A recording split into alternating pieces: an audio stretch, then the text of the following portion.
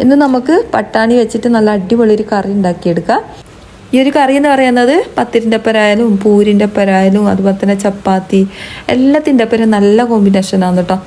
അപ്പോൾ തന്നെ ചിക്കൻ കറി മാറി നിൽക്കും കേട്ടോ, അത്രയും ടേസ്റ്റാണ് കേട്ടോ. ഇതേപോലെ നിങ്ങൾ തയ്യാറാക്കി എടുക്കുക വെച്ചാൽ നമ്മളിപ്പോൾ ഹോട്ടലിൽ നിന്നൊക്കെ വാങ്ങുന്നില്ലേ ഒരു മസാല കറി പോലെ, ആ ഒരു കറി പോലെ ഉണ്ടാവും കേട്ടോ. നല്ല ടേസ്റ്റാണ് ഇത് കഴിക്കാൻ വേണ്ടിയിട്ട്. അപ്പോൾ ഇതെങ്ങനെ തയ്യാറാക്കുന്നതെന്ന് കാണിച്ചു തരാം. അതിന് വേണ്ടിയിട്ട് ഞാനിവിടെ ഉരുളൻകിഴങ്ങ് എടുത്ത് വെച്ചിട്ടുണ്ട്, പിന്നെ 2-3 പച്ചമുളക് എടുത്ത് വെച്ചിട്ടുണ്ട്, 3 കേട്ടോ 4 പച്ചമുളക് എടുത്ത് വെച്ചിട്ടുണ്ട്, പിന്നെ കുറച്ച് പട്ടാണി എടുത്ത് വെച്ചിട്ടുണ്ട് കേട്ടോ.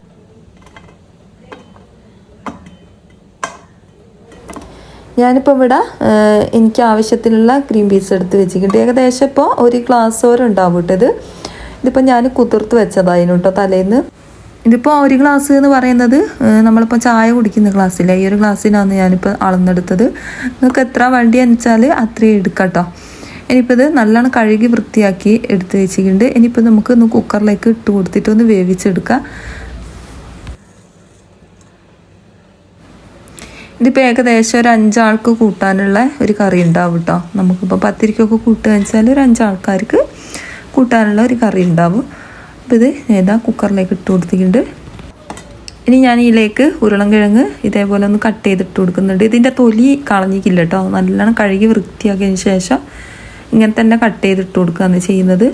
അപ്പോൾ തൊലി ഭാഗം കളയേണ്ടി വന്നിക്കില്ല, നിങ്ങൾക്ക് വേണമെങ്കിൽ തൊലി ഭാഗം കളയുക കേട്ടോ, കുഴപ്പമൊന്നുമില്ല. ഞാൻ നല്ലോണം കഴുകി വൃത്തിയാക്കിയതാണ്. എന്നിട്ട് ഇതേപോലെ കുഞ്ഞ് പീസാക്കിയിട്ട് കട്ട് ചെയ്തിട്ട് കൊടുക്കുന്നുണ്ട്. നിങ്ങൾ കയ്യിൽ ക്യാരറ്റ് ഉണ്ടെങ്കിൽ അതും ചേർത്ത് കൊടുക്കുക കേട്ടോ. ഞാനിപ്പോൾ അതൊന്നും ചേർത്ത് കൊടുക്കുന്നില്ല, നമ്മളെ കയ്യിലുള്ള സാധനങ്ങൾ വെച്ചിട്ടാണ് കേട്ടോ ഞാനിപ്പോൾ ഇത് ഉണ്ടാക്കിയെടുക്കുന്നത്. അപ്പോൾ അതാ ഈ ഒരു ഉരുളൻകിഴങ്ങ് മാത്രം മതിയാവും കേട്ടോ. അത്യാവശ്യം വലിപ്പമുള്ള ഉരുളൻകിഴങ്ങാന്നേ. നിങ്ങൾ പച്ചമുളക് എടുക്കുന്ന സമയത്ത് ഒരു കൂട്ടിയും കുറച്ചൊക്കെ കൊടുക്കുക കേട്ടോ. ഞാനിപ്പോൾ ഇവിടെ 4 പച്ചമുളക് എടുക്കുന്നുണ്ട്, അത്യാവശ്യം എരിവുള്ള പച്ചമുളകാണ് കേട്ടത്. എരിവ് വേണം കേട്ടോ, എന്നാലാണ് ഈ ഒരു കറിക്ക് ടേസ്റ്റ് ഉണ്ടാവുക. പിന്നെ കുട്ടികളൊക്കെ കഴിക്കുന്നതാണെന്ന് വെച്ചാൽ എരിവ് കുറയ്ക്കുക. ഇപ്പോൾ അതാ പച്ചമുളക് ഞാൻ ഇതിലേക്ക് കട്ട് ചെയ്തിട്ട് കൊടുത്തിട്ടുണ്ട്. ഇനിയിപ്പം നമുക്ക് ഇതിലേക്ക് കുറച്ച് വെള്ളം ഒഴിച്ച് കൊടുക്കണം. വെള്ളം കൂടുതൽ വേണ്ട കേട്ടോ, അത് ഏകദേശം മുങ്ങി നിൽക്കാനുള്ള പാകത്തിനുള്ള വെള്ളം മതിയാവും. പിന്നെ അതിലേക്ക് മഞ്ഞൾപ്പൊടി ഇട്ട് കൊടുത്തിട്ടുണ്ട്, 1/2 ടീസ്പൂൺ മാത്രം മതിയാവും കേട്ടോ മഞ്ഞൾപ്പൊടി. പിന്നെ മുളക് പൊടി ഇട്ട് കൊടുത്തിട്ടുണ്ട്, അതും 1/2 ടീസ്പൂൺ തന്നെ ഇട്ട് കൊടുത്തിട്ടുണ്ട്. പാകത്തിനുള്ള ഉപ്പ് ചേർത്ത് കൊടുക്കുക. ഇതൊന്ന് അടച്ച് വെച്ച് വേവിച്ചെടുക്കുക കേട്ടോ. ഒരു 2-3 വിസിലടിക്കുമ്പോഴത്തേക്ക് തന്നെ വെന്ത് കിട്ടും. അതൊന്ന് വെന്ത് വരുന്ന നേരം കൊണ്ട് ഞാനിവിടെ അതിലേക്കുള്ള സോഫ്റ്റ് ചപ്പാത്തി ഇവിടെ തയ്യാറാക്കി എടുക്കുന്നുണ്ട്. ഞാനിവിടെ ആശീർവാദിൻ്റെ ആട്ടാണ് കേട്ടോ എടുത്തത്. അപ്പോൾ അതാ കുറച്ച് ആട്ടപ്പൊടി എടുത്തിട്ടുണ്ട്. ഇപ്പോൾ അതിലേക്ക് നമുക്ക് കുറച്ച് വെളിച്ചെണ്ണ ഒഴിച്ച് കൊടുക്കാം. വെളിച്ചെണ്ണ കൂടി പോകാൻ പാടില്ല കേട്ടോ, ഒരു തുള്ളി മാത്രം മതിയാവും. തുള്ളി എന്ന് പറയുന്നത് അര ടീസ്പൂൺ മാത്രം മതിയാവും കേട്ടോ, ഒരു ടേസ്റ്റിന് വേണ്ടിയിട്ടാണ്. പാകത്തിനുള്ള ഉപ്പ് ചേർത്ത് കൊടുക്കുക.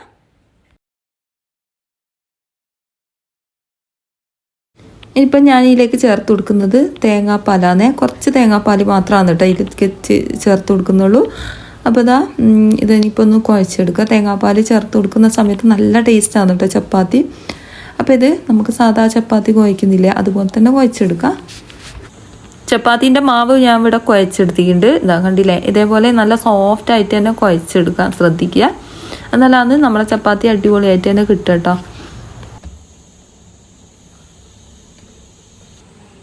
ഇനി ചപ്പാത്തിക്ക് ഓരോ ഉരുളകളും നമുക്ക് ആക്കിയെടുക്കാം.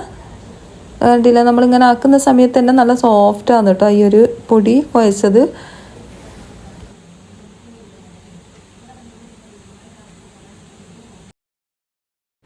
ഇപ്പം മുഴുവനായിട്ട് ഞാൻ ഇതുപോലെ ഉരുളകളാക്കി എടുത്തിട്ടുണ്ട്. ഇനിയിപ്പോൾ അത് നല്ലൊരു ഷേപ്പിലാക്കി കൊടുക്കട്ടെ.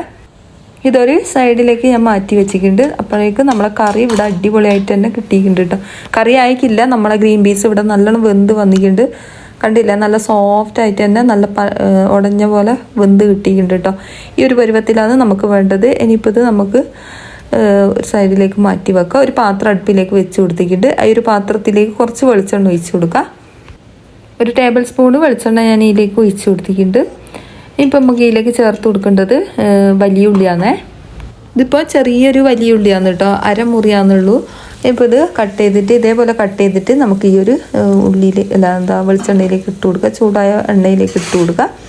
അതൊന്ന് വഴന്ന് വന്നോട്ടെ. അധികം ഗോൾഡൻ കളറാവേണ്ട ആവശ്യമില്ല കേട്ടോ, ഒന്ന് നല്ലോണം ഒന്ന് വഴന്ന് വന്നോട്ടെ.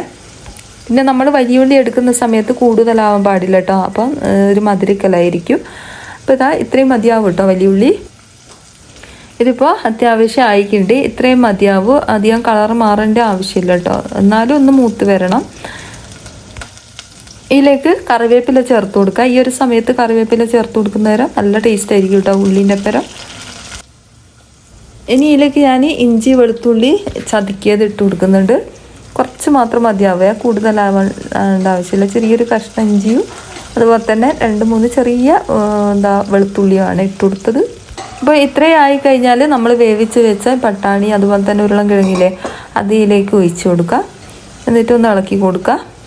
നമ്മൾ ഗ്രീൻ പീസും അതുപോലെ തന്നെ ഉരുളൻകിഴങ്ങും അത്യാവശ്യം ഒന്ന് ഉടഞ്ഞ് കിട്ടിയിട്ടുണ്ട് കേട്ടോ. നമ്മളിതൊന്ന് ചെറുങ്ങനെ ഒന്ന് ഉടച്ച് കൊടുക്കണം.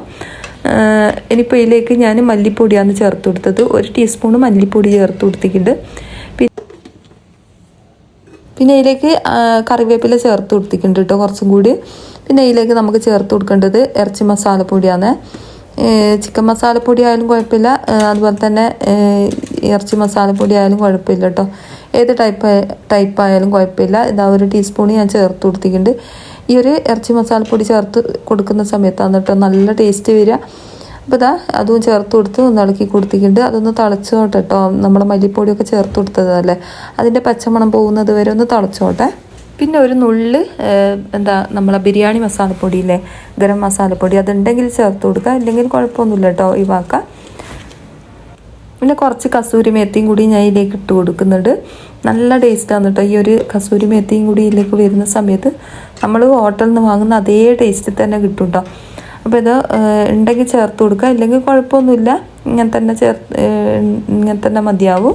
ഇത്രയും ചേർത്ത് കൊടുത്തു കഴിഞ്ഞാൽ തേങ്ങാപ്പാൽ ചേർത്ത് കൊടുക്കാം. നമുക്ക് ഇതിലേക്ക് കുറച്ച് മാത്രം മതിയാവും കേട്ടോ തേങ്ങാപ്പാൽ. ഒരു കട്ടിക്കുള്ള തേങ്ങാപ്പാൽ ലേശം മതിയാവും കേട്ടോ. ഒരു 1/4 ഗ്ലാസ് വരെ തേങ്ങാപ്പാൽ ചേർത്ത് കൊടുത്തിട്ടുണ്ട്.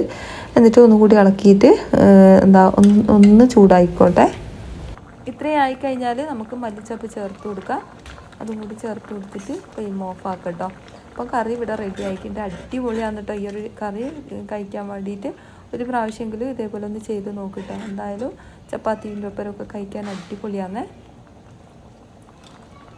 നമ്മളെ കറി ഇവിടെ അടിപൊളിയായിട്ട് കിട്ടിയിട്ടുണ്ട് കേട്ടോ.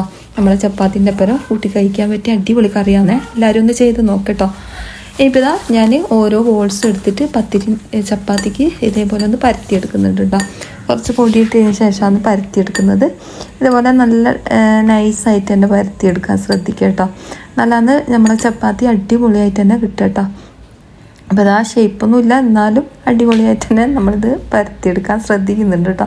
നിങ്ങൾക്ക് വേണമെങ്കിൽ ഷേപ്പ് ചെയ്യണമെങ്കിൽ വലിയ വട്ടമുള്ള പാത്രം ഉണ്ടാവുമല്ലോ, തെമ്പ് മുറിക്കാൻ പറ്റിയ ആ ഒരു പാത്രം എടുത്തിട്ട് തെമ്പ് മുറിച്ചെടുത്താൽ മതിയാവും കേട്ടോ. അപ്പം ഞാൻ അങ്ങനെ ഒന്നും ചെയ്യുന്നില്ല, ഞാനിങ്ങനെ തന്നെ ചുട്ടെടുക്കുകയാണ് ചെയ്യുന്നത്. അപ്പോൾ നമ്മളിതാ ഇത് മുഴുവനായിട്ടും പരത്തിയെടുക്കട്ടെ.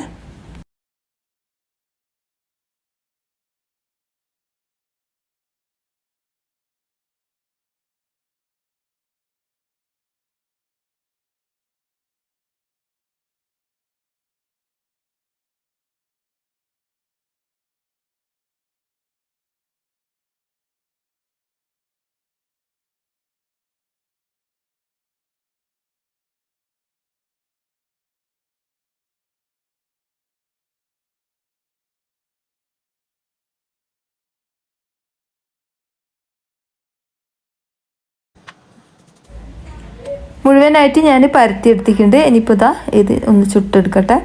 ഇതേപോലെ തിരിച്ചു മറിച്ചിട്ടൊന്ന് വേവിച്ചെടുക്കുക.